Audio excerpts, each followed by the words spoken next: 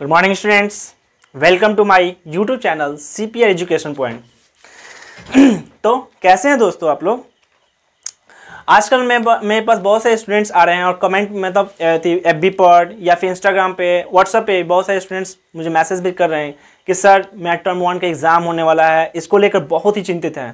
ठीक है लोगों, क्योंकि आप लोग देखिए है क्या है, अगर आप इसके आगे बढ़िए 10th के जैसे ही आगे बढ़िए 12th 11th 12th में जैसे जाएगा तो आप लोगों को तो आदत ही हो जाएगा ऑब्जेक्टिव क्वेश्चन का। एक्चुअली क्या है कि पहली बार आप लोग ऑब्जेक्टिव क्वेश्चन दे रहे हैं लोग, ठीक है, इसलिए थोड़ा सा आप लोग में नर्वस हो रहे हैं लोग। देखिए उसमें खास करके एक एजिप्शियन वाला बेस्ड क्वेश्चन दे रहा है जिसमें 4 ऑप्शन दे रहे हैं। इसमें बहुत सारे स्टूडेंट्स हमसे बोल रहे हैं कि सर इसके बारे में कुछ कंसल्ट करवाइए। ठीक है, इसके लिए मैं आपको एक अलग सा वीडियो बनाऊंगा, ठीक है, जिसमें आपको देखिए एजिप्शियन होता कुछ नहीं है, इसमें आपका अगर कंसेप्ट क्लियर है तो आपको 4 ऑप्शन में ऑप्शन एलिमिनेट करने आ जाएगा। ठीक है, आप एलिमिनेट करके वो चारों में से एक ऑप्शन को सही मार सकते हैं। ठीक है, तो इसके लिए मैं अलग से वीडियो बनाऊंगा और आई होप मतलब बहुत ही जल्द आपके लिए मैं ऑब्जेक्टिव क्वेश्चन लाने वाला हूं। ठीक है, जो आपके टीयर 1 के लिए बहुत ही फायदेमंद होगा। ठीक है नवंबर में आई थिंक कि नवंबर या दिसंबर तक आपका टीयर 1 का पेपर हो ही जाएगा। तो इसमें आपको मैं ये वादा तो नहीं कर सकता, लेकिन मैं ज़्यादा से ज़्यादा ये ट्राई करूंगा कि आपको नवंबर से पहले मैथ्स का तो ऑब्जेक्टिव आपको टोटल में करवा दूं। ठीक है, और उसमें आपको कोई प्रॉब्लम भी नहीं होगा। ठीक है, पहले मैं जो चैप्टर स्टार्ट किया हूं इस चैप्टर को कंप्लीट कर लेता हूं। ठीक है, उसके बाद मैं अगले वीडियो या उसके अगले वीडियो से ऑब्जेक्टिव ही आपको करवाना शुरू करूंगा और मैं ऑब्जेक्टिव में आपको बताऊंगा कि ऑप्शन कैसे एलिमिनेट किया जाता है, ज़्यादा से ज़्यादा कैसे आप ऑप्शन को चूज करके ऑप्शन एलिमिनेट करके क्वेश्चन को सही मार सकते हैं। देखिए आपके पास टाइम काफ़ी मिलता है, लेकिन बच्चे क्या करते हैं उसमें कि लगते हैं उसमें से लगातार बने 1 2 3 4 5 लगातार बनाना शुरू कर देते हैं। ठीक है, तो हमको लगातार नहीं बनाना है, जो क्वेश्चन आपको पहले आता है उसको सबसे पहले बनाना है। ठीक है, ऑब्जेक्ट मतलब ये देखिए जो भी ऑब्जेक्टिव पेपर होता है इसका सबसे पहला नियम यही है, जो आपको आता है उसको पहले बनाइए, क्योंकि अगर आप लगातार बनाना शुरू करेंगे तो जो क्वेश्चन फंस जाएगा उसमें आपको ज्यादा समय लगेगा और लास्ट में आप देखिएगा मेरे पास समय कम बच गया और जो क्वेश्चन आपको आता भी होगा ना वो भी आप गलत मार दीजिएगा। ठीक है, तो इसके लिए मैं अलग से वीडियो बनाऊंगा और आपको सिखाऊंगा भी कि कैसे ऑप्शन को एलिमिनेट किया जाता है, कैसे इजिप्शियन को आपको सही इजिप्शियन पढ़कर आपको कैसे ऑप्शन को एलिमिनेट करना है। ठीक है, पहले हम लोग आज जो चैप्टर स्टार्ट किए थे लोग, इसको हम लोग नेक्स्ट क्वेश्चन देखते हैं लोग, और ये जैसे ही चैप्टर खत्म हो जाता है मैं आपके लिए ऑब्जेक्टिव का ही क्वेश्चन लेकर आऊंगा। ठीक है, चलिए तो पहला क्वेश्चन आई थिंक हम लोग का 4 तक क्लियर है। अगर आप 4 तक चैप्टर हम तो क्वेश्चन पढ़ाई दिए हैं, अगर उसमें भी आपको दिक्कत हो रहा है तो आप हमको कमेंट में बता कीजिए। ठीक है, हम आपको ज्यादा से ज्यादा या फिर कह सकते हैं आप कमेंट करके देखिए, अगर आपको समझ में नहीं आ रहा है मैं खुद गाइड करूंगा। देखिए गाइडलाइन बहुत ही जरूरी चीज है। मैं खुद, हम लोग तो पता है कि मैं खुद कंपटीशन की तैयारी करता हूं, मैं टीम भी कंपटीशन की तैयारी कर रही है, तो हम लोग को पता है कि ऑप्शन को कैसे एलिमिनेट किया जाता है। ठीक है ज्यादा से ज्यादा हम लोग कैसे अप्रॉक्स में सही मार सकते हैं, ये सब आपको सिखाऊंगा मैं। सबसे पहले जो हम लोग चैप्टर स्टार्ट किए थे लोग, उस चैप्टर को देखते हैं लोग, आगे की तरफ बढ़ाते हैं लोग। 4 तक कंप्लीट हो गया था, क्वेश्चन 5 के देखते हैं लोग। देखिए इसमें क्या है कि बोल रहा है कि गिवन में दिया हुआ sec theta is equal to, देखिए sec theta is equal to 13/12, यानी कि सेक थीटा का वैल्यू दिया हुआ है। आपसे बोल रहा है कि ट्रिग्नोमेट्रिक रेशियो निकालिए, जितने भी इसके अलावा ट्रिग्नोमेट्रिक रेशियो होते हैं वो निकालिए। तो ट्रिग्नोमेट्रिक रेशियो आपको बताए थे क्या क्या होता है बाबू, sine theta, cos theta, tan theta, cot theta, sec theta और कॉसेक थीटा, जिसमें सेक थीटा तो दे दिया है, बच्चा हम लोग का 5, तो 5 हमको निकाल देना है। ठीक है, चलिए देखिए मैथ्स का एक ही फंडा है, जितना ज्यादा आप प्रैक्टिस कर लीजिए एक क्वेश्चन को, जितना ज्यादा। अब ये मत सोचिए कि ये तो मुझे बनाने आ गया, ये मत सोचिए कभी। और मैथ्स जैसा आसान सब्जेक्ट तो आपको मिल ही नहीं सकता है। देखिए दूसरे सब्जेक्ट में जाइएगा आप तो कुछ ना कुछ आपको हिस्ट्री में ही चली जाइए तो आपको डेट याद करना पड़ता है, ईस्वी याद करना पड़ता है। मैथ्स क्या है, समझना है सिर्फ आपको, और आप समझ के एक क्वेश्चन को बहुत सारे तरीकों से बना सकते हैं लोग। ठीक है, मैथ्स जैसा आसान आपको सब्जेक्ट मिलेगा ही नहीं कहीं। ठीक है, और आपको पता ही हम लोग बिहारी हैं लोग, बिहारी तो मैथ्स में तो अपने आगे होते हैं लोग। ठीक है, चलिए अपने क्वेश्चन की तरफ बढ़ते हैं लोग, यहां से स्टार्ट करते हैं solution. Sec theta is equal to 13/12 दिया हुआ है। तो सेक थीटा आपको पता है कि बाबू सेक थीटा बराबर क्या होता है, तो सेक किसका रेसिप्रोकल होगा, कॉस का। तो कॉस बराबर क्या होता है बाबू, कॉस बेस अपॉन हाइपोटेनस। तो ये क्या हो जाएगा, हाइपोटेनस अपॉन बेस। ठीक है, चलिए सबसे एक फिगर बनाते हैं हम लोग। तो मान लीजिए हम एक फिगर ड्रॉ कर दिए, ठीक है। अगर मान लीजिए हम थीटा दिया हुआ है, थीटा दिया हुआ तो ए बी सी कुछ भी दिया उससे हमको कोई मतलब ही नहीं है, ठीक है। तो देखिए मान लीजिए हम दे देते हैं कि हम एक मान लीजिए देते हैं ए बी और सी मान दे। अगर फिगर नहीं भी बनाएगा ना तो आप डायरेक्टली निकाल लीजिएगा, ठीक है। फिर भी हम आपको फिगर की तरह समझा दे रहे हैं। देखिए एच का वैल्यू दिया हुआ है 13, ये 13 दिया हुआ है। बी का वैल्यू दिया है, यानी कि बेस ये होता है, ये तो 90 डिग्री होता है, तो ये हम लोग का क्या हो गया, हाइपोटेनस। हाइपोटेनस 13 ही है। बेस कितना दिया है बाबू, 12। पहले ये परपेंडिकुलर निकाल लीजिए आप, तब तो सारे ट्रिग्नोमेट्रिक रेशियो निकालिएगा। तो देखिए परपेंडिकुलर निकालने के लिए क्या होता है आपको पता है, बाय पाइथागोरस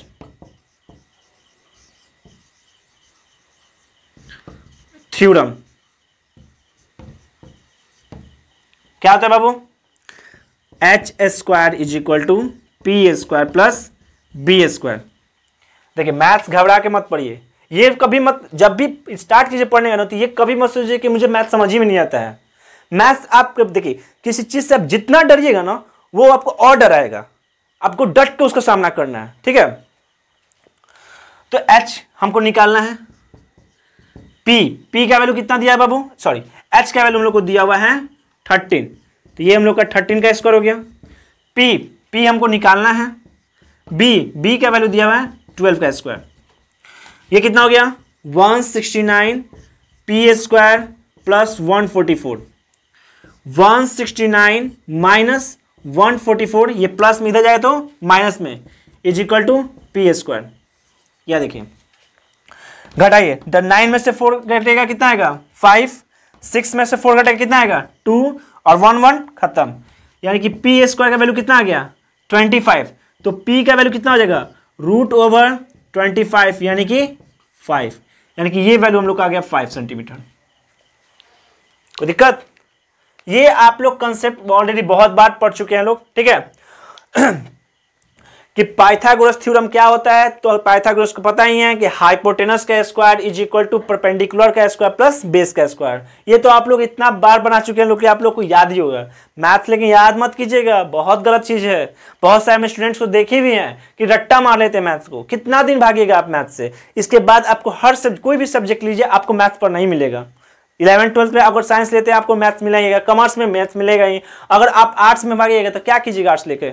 आर्ट्स हम ये नहीं बोल रहे कि खराब सब्जेक्ट है, बहुत अच्छा सब्जेक्ट है, उसमें बहुत सारे सेक्टर अच्छे हैं, लेकिन मैथ्स हर सेक्टर के लिए चाहिए, ठीक है। और आपके लाइफ में तो मैथ्स चाहिए। तो मैथ्स कितना दिन भागिएगा आप लोग। अगर अच्छे पोस्ट पर जाइएगा आप, अगर आप लोग मान लीजिए सीजीएल वगैरह ही करते हैं लोग, भगवान करे, तो आप लोग को मैथ्स चाहिए, ठीक है। तो मैथ्स से भागिए मत, मैथ्स को समझिए, और रट्टा तो मारने कभी बिल्कुल नहीं। अगर नहीं समझ में तो एक बार छोड़ के 2 बार 3 बार उसको बनाइए, ठीक है। और हाँ बहुत सारे स्टूडेंट्स को हम ऐसे देखे हैं कि अगर ऑब्जेक्टिव वो बनाना शुरू है, एक बार क्वेश्चन पढ़ लिए और लिए ऑब्जेक्टिव को ऑप्शन खोजने, ये तो आपको करना ही नहीं है। सबसे पहले देखिए, सबसे पहले क्वेश्चन में ही आंसर आता है। क्वेश्चन को एक बार समझने 2 बार पढ़िए, 3 बार पढ़िए। जितना बार क्वेश्चन पढ़िएगा आपको एक नया उसमें से नियम निकलेगा कि हाँ इसमें से क्वेश्चन बोल क्या रहा है। अगर क्वेश्चन को मैथ्स में अच्छे ढंग से समझ लिए तो बनाना कोई बड़ी बात नहीं होती है, ठीक है। हम आपको बार बार बोल रहे हैं मैथ्स जैसा आसान सब्जेक्ट आपको कहीं नहीं मिलेगा। ना ही इसमें आपको सन याद करना है, इसमें ईस्वी याद करना है, ना ही आपको केमिकल रिएक्शन करवाना है, ना ही आपको लाइट्स का रिफ्लेक्शन करवाना है। आपको मैथ्स सिर्फ क्या करना है, रफ करना है। जितना ज्यादा रफ उतना ज्यादा कंसेप्ट क्लियर, याद रखिएगा। चलिए अब आगे देखते हैं लोग। तो हम लोग का ये आ गया 5। अब आगे देखिए,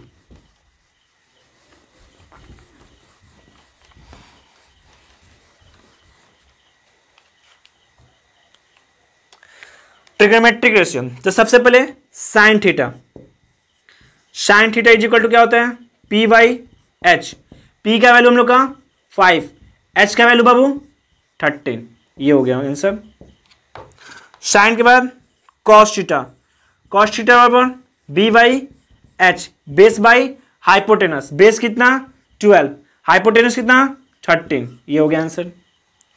उसके बाद tan theta is equal to perpendicular by base, perpendicular कितना 5, बेस कितना 12।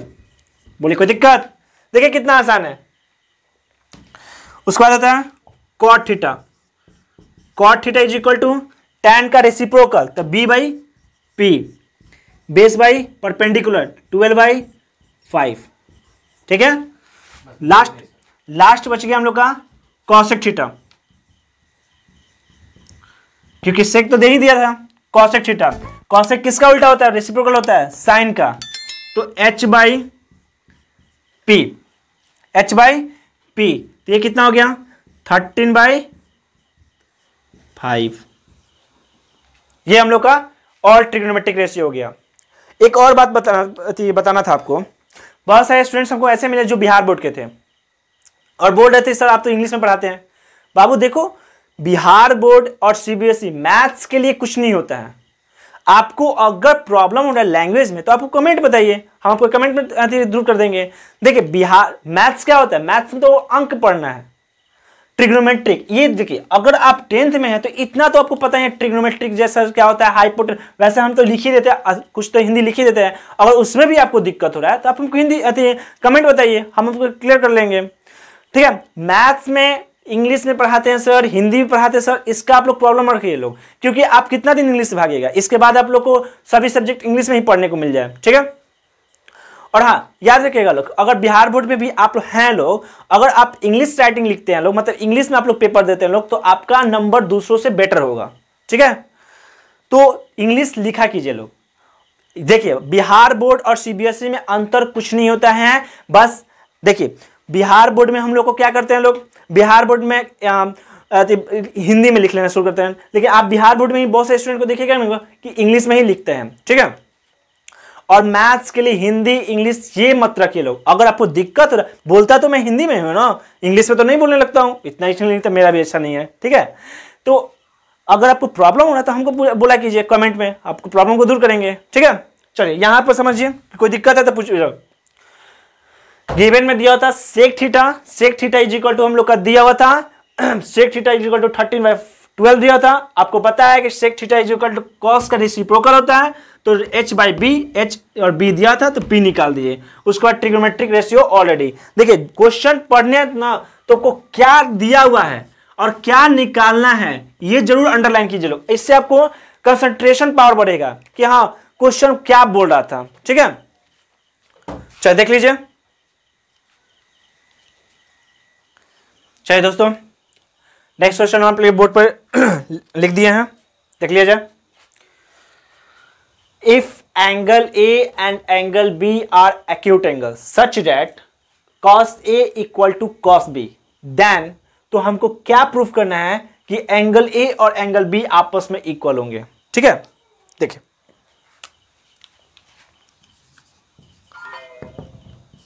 आप लोग क्वेश्चन देखे, घबराइए मत, क्वेश्चन में ये देखे ये कि दोनों क्या है, एक्यूट एंगल है, ठीक।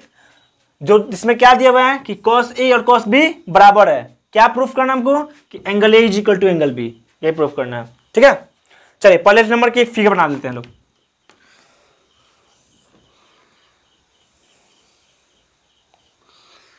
ये एंगल A हो जाएगा, ये एंगल B हो जाएगा और ये एंगल C हो जाएगा और ये 90 डिग्री होगा।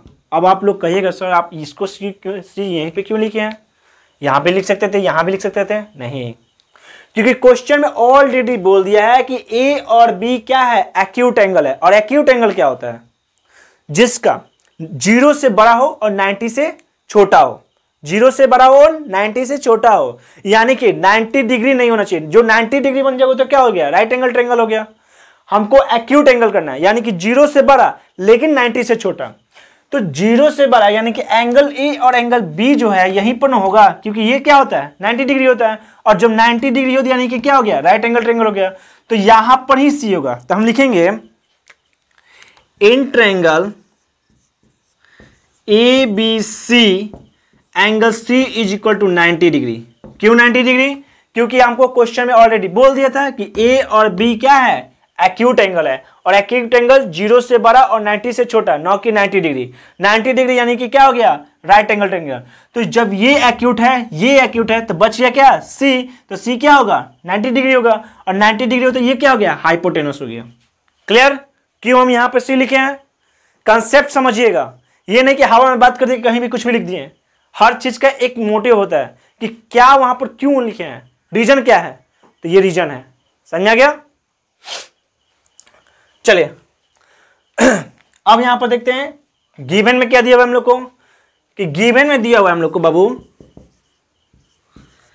कि cos A इक्वल है cos B के। cos A इक्वल है cos B के। A का मतलब बाबू A का और यहां पर B है, यानी कि एंगल A यहां पर है। cos बराबर क्या होता है बाबू, B बाई H, जबकि यहां पर भी यही होगा B बाई H। अब इसके लिए बेस अलग हो जाएगा और इसके लिए बेस अलग हो जाएगा, हाइपोटेनस तो सेम रहेगा। देखिए cos A है, यानी कि एंगल है मेरा, क्या मतलब हुआ, देखो एंगल कहां बन रहा है, एंगल यहां बन रहा है, तो ये क्या हो गया, परपेंडिकुलर, और जिस पे बनता है उसको क्या बोलते हैं लोग, हाइपोटेनस। यानी कि ये हम लोग का हो गया AC, और हाइपोटेनस तो नो चेंज, यानी कि AB इक्वल टू, अब यहां पर देखिए यहां पर एंगल बन रहा है, एंगल कहां बन रहा है, यहां पर बन रहा है, ठीक है। तो ये क्या हो गया, इसके सामने वाला परपेंडिकुलर, और जिस पे बनेगा वो क्या हो गया, बेस, यानी कि ये हो गया BC अपॉन AB। देखिए AB से AB क्लियर, काट दिए, तो क्या बचेगा इधर हमको, सर ये आ रहा है नीचे, चलिए देखिए वो हम यहां पर लिख रहे हैं, बच गया मेरा AC is equal to BC। यानी कि अब कह सकते हैं कि ये वाला साइड और ये वाला साइड आपस में इक्वल है, ठीक है। अब देखिए, अब थोड़ा सा हम लोग पीछे जाते हैं, लोग AC और BC आपस में इक्वल है, तो ये कौन सा ट्रायंगल हुआ, वेरी गुड, ये ट्रायंगल हम लोग का हुआ AB isosceles right angle triangle. Isosceles right angle triangle, isosceles में दो गो साइड आपस में इक्वल और राइट एंगल में 90 डिग्री, ठीक है। यानी कि अब हमको ये प्रूफ हो गया कि ये ट्रायंगल जो है आइसोसेलस राइट एंगल ट्रायंगल है। और यहीं पर हम आपको कंसेप्ट बताए थे कि जब राइट एंगल आइसोसेलस होता है तो आइसोसेलस के सामने वाला साइड आपस में क्या होता है, इक्वल होता है। सॉरी, देखिए ये साइड है क्या है, AC, तो AC के सामने एंगल B, और क्या है BC, तो BC के सामने एंगल A। यानी कि कह सकते हैं कि एंगल A जो एंगल AC के सामने कौन सा है, angle B। Angle B is equal to BC के सामने एंगल A, एंगल A आपस में क्या है, इक्वल है। BC is equal to angle A। यानी कि हम बताए थे कि आइसोसेलस में क्या होता है कि दो साइड, जैसे यहां पर देखिए एक एग्जांपल बताते हैं, अगर ये आइसोसेलस ट्रायंगल है, अगर ये A है, ये B है और ये C है, अगर ये दोनों साइड आपस में इक्वल है, तो इसके सामने वाला, जैसे हम लिख दिए कि AB इक्वल है AC के, ये आइसोसेलस का प्रॉपर्टी, अगर नहीं पता है तो समझ लीजिए इसको। आइसोसेलस का प्रॉपर्टी क्या होता है कि ABC में AB गिवन में दिया है AB is equal to AC है, यानी कि दोनों साइड आपस में इक्वल है, तो इसके सामने वाला एंगल, यानी कि इस साइड के सामने वाला एंगल C इक्वल हो जाएगा किसके, इस साइड AC के सामने वाला एंगल B के। ये आइसोसेलस का क्या होता है, प्रॉपर्टी होता है। तो उसी तरह कह सकते हैं कि ये देखिए AC के सामने एंगल B और BC के सामने एंगल B, ये हम लोग का प्रॉपर्टी होता है। और क्या लिखते हैं लोग, angle opposite to equal side in triangle are equal. देखिए क्या होता है, एंगल, इसका रीजन जरूर लिखिएगा आप लोग, angle opposite to equal side are equal, ये हम लोग का रीजन हो जाएगा। देन प्रूफ्ड, हमको ये नहीं प्रूफ करना angle A is equal to angle B, हमको तो ये प्रूफ करना था, तो यहां पर लिख सकते हैं प्रूफ्ड।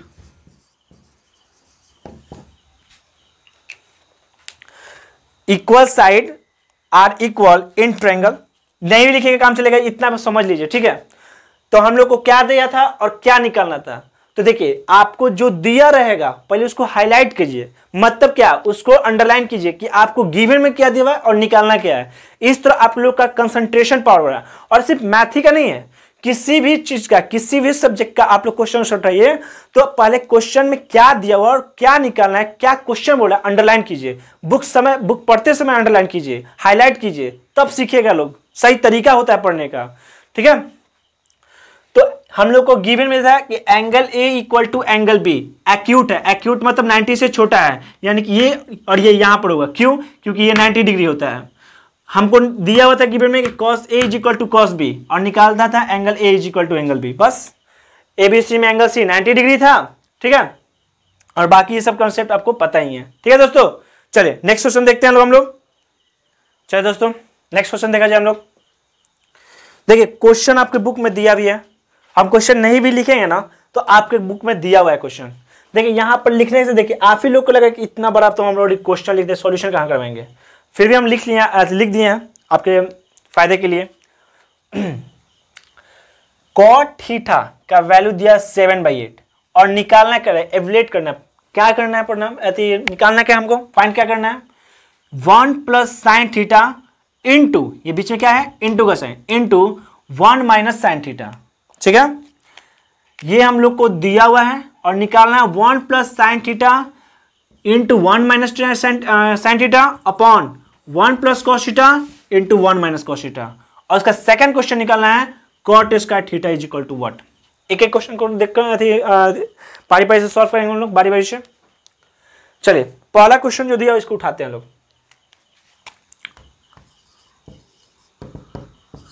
पहले जो गिवन में दिया लिखे, गिवन में जो दिया हम लोग का 7/8 किसका, कॉट थीटा का वैल्यू दिया हुआ है। देख क्वेश्चन जितना बार पढ़िएगा ना उसमें नया ये रहेगा कि आपको समझने का तरीका मिलेगा, जितना बार आप क्वेश्चन अच्छे से पढ़िए। तो कॉट थीटा ये हम लोग का क्या है, गिवन में दिया हुआ है cot theta is equal to 7/8। तो आपको पता है कि कॉट इज इक्वल टू क्या होता है बाबू, b/p, यानी कि बेस बाई परपेंडिकुलर, ये कॉट थीटा का वैल्यू होता है। तो देखिए पहले हम एक फिगर बनाते हैं, नहीं भी बनाइएगा तो काम चलेगा, फिर भी हमको समझाने के लिए बना रहे हैं, ठीक है।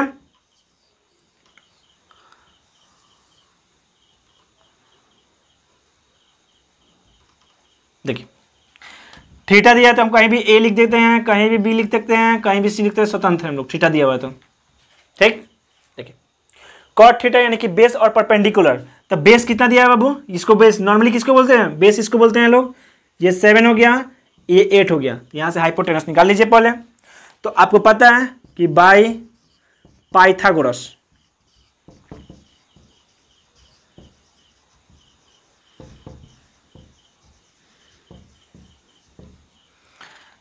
H square is equal to P square plus B square. H square आपको निकालना है, पी का वैल्यू आपका दिया हुआ है 8 का स्क्वायर प्लस 7 का स्क्वायर। तो h square is equal to हो जाएगा 64 प्लस 49, कितना हो गया, ऐड कीजिएगा तो 9 4 3, कैरी बचा 1, 6 4 10, 10 1 11, 113। तो h का वैल्यू आपका कितना आ गया, √113, क्योंकि ये किसी का स्क्वायर रूट होता ही नहीं है, ठीक है। आपको दिख नहीं होगा, इसको हम यहां पर लिख दे रहे हैं। h का वैल्यू कितना आ गया, √113, ठीक है, √113, क्योंकि ये किसी का स्क्वायर रूट नहीं होता है तो स्क्वायर में रूट में ही रहेगा। चलिए यानी कि अब हम लोग यहां पर इसका वैल्यू आ गया √113, ये इसका वैल्यू हो गया। चलिए अब जो क्वेश्चन ये गिवन में दिया हुआ था, गिवन से हम लोग हाइपोटेनस निकाल लिए लोग। अब जो क्वेश्चन में दिया है उसको हम लोग लिखेंगे लोग। फर्स्ट नंबर क्वेश्चन क्या दिया हुआ है, मिटा दो इसको।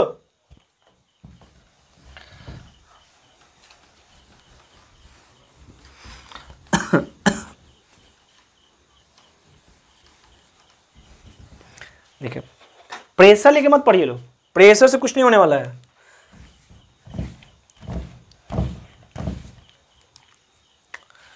पहला क्वेश्चन, क्या दिया हुआ है कि 1 plus sine theta into 1 minus sine theta upon 1 plus cos theta into 1 minus cos theta. ठीक है, इसको दो तरीके से सॉल्व कर सकते हैं लोग, या तो इसको रफ में साइन और कॉस का निकाल लीजिए और यहां पे एवल्यूएट कर दीजिए, यानी कि वैल्यू डाल दीजिए, या फिर डायरेक्ट सामने भी कर सकते हैं लोग। देखिए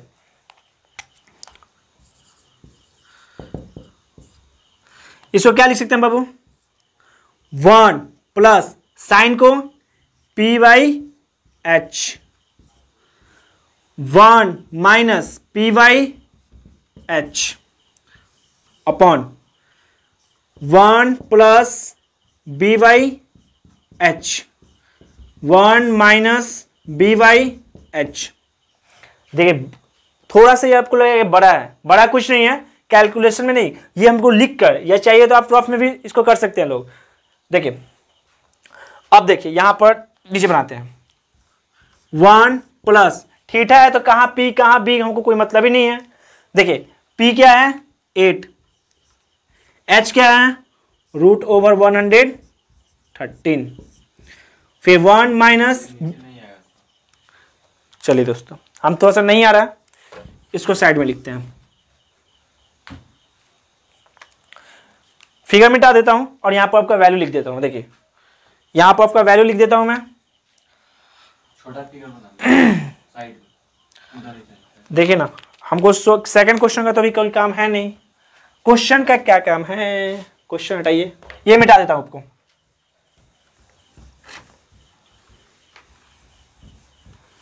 इसका हमको कोई काम नहीं है, क्वेश्चन तो ऐसे ही बुक में दिया आपका, और यहां पर उतार भी दिए हैं क्वेश्चन हमको।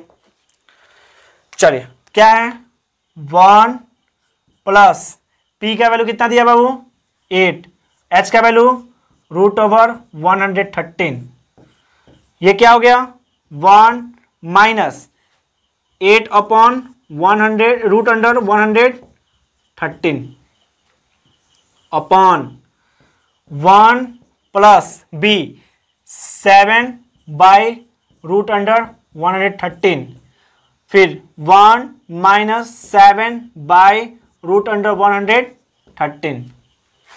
बोले कोई दिक्कत? चलिए देखिए एक फार्मूला क्या होता है, अलजेब्रा में एक फार्मूला आप लोग को पढ़ना है और बहुत बार आपको सिखाया भी है हम, और आप लोग बहुत बार से पढ़ रहे भी रहेंगे। अगर दिया हुआ है a plus b into a minus b, तो इसको हम लोग क्या लिख सकते हैं लोग, a square minus b square. ठीक है, अगर आप इसको a मान लीजिए और इसको b मान लीजिए, इसको a मान लीजिए और इसको b मान लीजिए, उसी तरह देखिए a plus b, a minus b. देखिए पेपर में मत लिख दीजिएगा, सिर्फ समझाने के लिए लिख देना है, सिर्फ ये आपको समझ में आए इसके लिए लिख रहे हैं, इना के पेपर में सर लिखे थे तो लिख दिया, ऐसा कुछ नहीं है, सिर्फ समझा रहे हैं कि फॉर्मूला पे कैसे बैठा। अगर हम इसको 1 माने और यहां भी 1 है, प्लस है माइनस है, यहां 8 बाई रूट 113 है, यहां भी 800 रूट 113 है, तो क्या कर सकते हैं a plus b a minus b पे बैठा है, उसी तरह a plus b a minus b के बैठा है, तो हम इसको क्या लिख सकते हैं बाबू ए स्क्वायर माइनस बी स्क्वायर। ठीक है, नीचे से रफ कर देता हूं,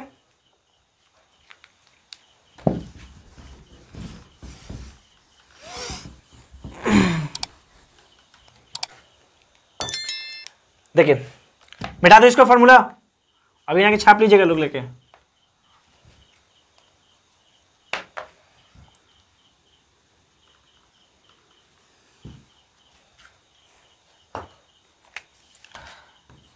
देखिए a plus b a minus b, यानी कि a square minus b square, तो ए की जगह पर क्या है 1 का स्क्वायर, माइनस बी की जगह पर क्या है 8 अपॉन रूट अंडर 113 का होल स्क्वायर अपॉन यहाँ a square minus b square, यानी कि 1 का square minus 7 by root under 13 का होल स्क्वायर। ठीक है, चलिए क्या हो जाएगा 1 माइनस 8 8 जा 64 अपॉन रूट अंडर, देखिए स्क्वायर से रूट खत्म हो गया। देखिए अगर ये 8/√113 है, यहाँ पे दोनों पे स्क्वायर चढ़ा है, तो यानी क्या हो गया, 8 का स्क्वायर ऊपर हो गया और √113 का स्क्वायर नीचे हो गया। ये स्क्वायर से 64 हो गया, ये स्क्वायर से रूट खत्म, तो क्या बचेगा नीचे 113। क्लियर है? चलिए यहां पर देखिए, ये रफ में समझा दिए आपको। चलिए नीचे क्या बचेगा बाबू, 1 माइनस 7 का स्क्वायर 49, अब 113 का रूट में है तो रूट से स्क्वायर खत्म, तो क्या बचेगा 113। अब देखिए इसके भी नीचे क्या है, 1 है, पता ही है आपको, तो इन दोनों का एलसीएम जब लेंगे तो क्या हो जाएगा 113। तो 1 से 113 बार में, तो 113 यहां पर लिख देंगे, 113 माइनस 64 अपॉन, इसके भी नीचे 1 है, तो दोनों का एलसीएम कितना हो गया 113। तो 113 बार में, तो क्या आ जाएगा 113 माइनस 49। कोई दिक्कत? चलिए यहां देखिए,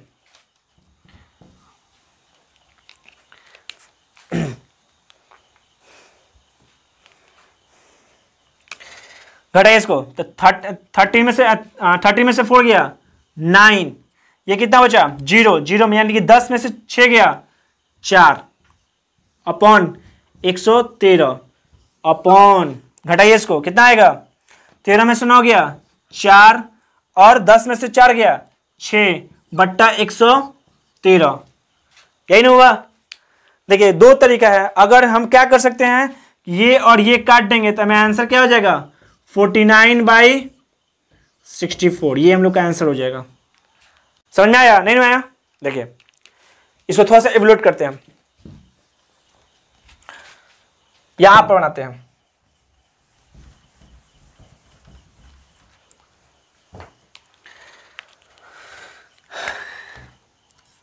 (49/113) ये क्या है, डिवाइड है कितना से 64/113, तो 49/113 डिवाइड में मल्टीप्लाई में चेंज होगा, तो ये क्या होता है, डिनोमिनेटर बनता है, नोमिनेटर डोमिनेटर बनता है, यानी कि 113/64 कट गया, तो क्या बचेगा 49/64। I got answered, finally answer हम लोग क्या आ गया 49/64। थोड़ा सा क्वेश्चन थोड़ा सा कैलकुलेटिव था, बड़ा आपको देखने में दिख रहा होगा, थोड़ा सा कैलकुलेटिव क्वेश्चन था, कैलकुलेशन आपको आसान होगा। अगर देखिए मैथ्स क्या, हम बताएं आपको बात कि जितना ज्यादा प्रैक्टिस कीजिए उतना ज्यादा सॉल्व होगा। अब ये चाहिए तो पूरा रफ निकलिए, डायरेक्ट आंसर लिख लीजिए, उससे हमको कोई दिक्कत नहीं है। अब इसका सेकंड नंबर क्वेश्चन बच गया, देखिए फर्स्ट में कोई दिक्कत नहीं है, सेकंड नंबर क्वेश्चन, सेकंड तो आसानी था।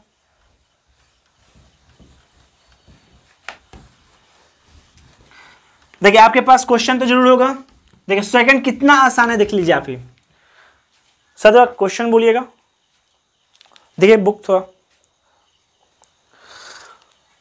देखिए शायद क्वेश्चन हम लोग को दिया हुआ था कि cot theta is equal to 7/8 दिया था, हाँ यही दिया था, यही दिया था, cot theta is equal to 7/8 दिया था, सही लिखा है।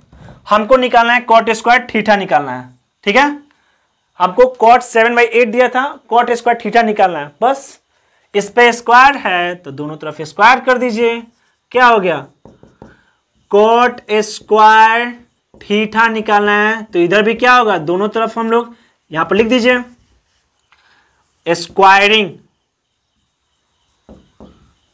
बोथ साइड, दोनों तरफ स्क्वायर कर दीजिए आप, हमको ये नहीं निकालना था, दोनों तरफ स्क्वायर कर दीजिए, तो cot square theta is equal to क्या होगा 7/8 का होल स्क्वायर, तो cot square theta is equal to क्या हो गया 7 का स्क्वायर 49, 8 का स्क्वायर 64, दैट्स आंसर।